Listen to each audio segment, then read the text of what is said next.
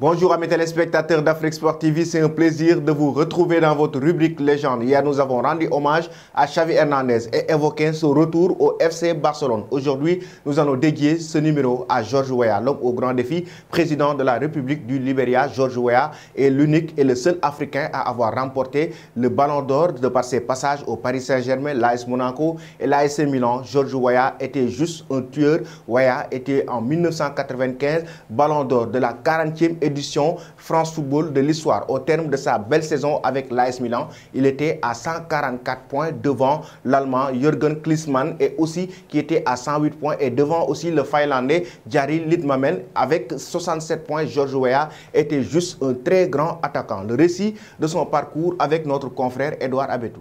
El Amin, on pourra dire que c'est le seul qui représente valablement le continent africain dans l'histoire du Ballon d'Or européen. Né le 1er octobre 1966 à Monrovia, Weah commence sa carrière de footballeur dans son pays natal. Formé aux Young Survivors, puis à Bongrange Company, il joue par la suite à Midtjylland Barrol et Invincible 11, les deux plus grands clubs libériens, avant de rejoindre le club camerounais du Tonnerre Yaoundé. Un an plus tard, il est repéré par Claude Leroy, alors entraîneur du Cameroun, qui le met en contact avec l'AS Monaco. Mr. George est finaliste de la Coupe d'Europe des vainqueurs de coupe en 1992 contre le Werder Brême avec Monaco. Champion du Cameroun en 1988, Tonnerre Yaoundé, champion de France en 1994, Paris Saint-Germain et deux fois champion d'Italie en 1996 et 1999, AC Milan. C'est le seul joueur africain à avoir remporté le Ballon d'Or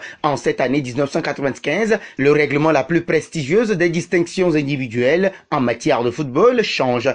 Créé en 1956 par l'hebdomadaire France Football, FF, il était jusqu'à l'édition 1994 réservé aux joueurs européens évoluant sur le vieux continent. Il s'ouvre cette année aux joueurs du monde entier et le premier non-européen vainqueur ne va pas attendre longtemps avant d'être désigné. Surtout, Mr. George devient le premier Africain et jusqu'à aujourd'hui l'unique désigné Ballon d'Or grâce à sa puissance, sa vitesse et sa technique. Cette même année 1995, le Libérien rafle presque tous les titres individuels. Ballon d'Or africain en janvier, la seconde fois après 1989, joueur africain de l'année par la CAF, meilleur joueur d'Europe et joueur FIFA de l'année. Mais curieusement, l'année 1995 n'est pas synonyme pour George Weah de titre majeur. À la fin de la saison 1994-1995, il ne réalise que le doublé Coupe de France, Coupe de la Ligue avec le Paris Saint-Germain. C'est surtout en Coupe d'Europe que l'enfant de Monrovia marque les esprits et s'envole vers le Ballon d'Or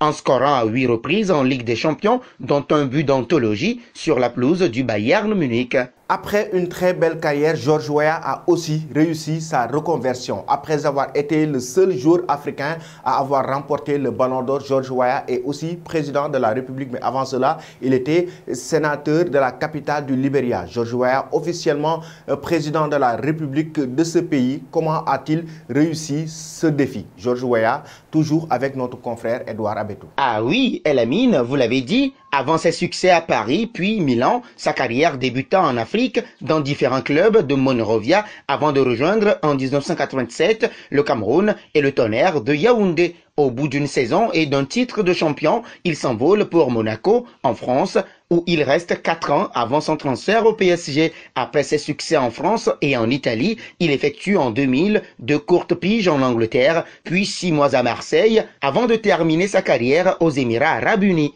Retraité en 2003, Weah se tourne rapidement vers la politique de son pays qui porte encore les stigmates de la guerre civile. En 2005, candidat à l'élection présidentielle, il arrive à se hisser jusqu'au second tour, s'inclinant face à Ellen Johnson Sirleaf.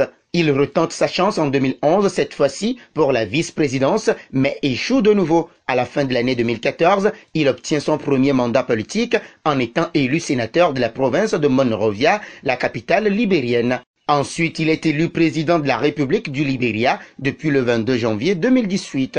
Après avoir été le premier Ballon d'Or africain, George Weah devient le premier ex-footballeur élu président de la République.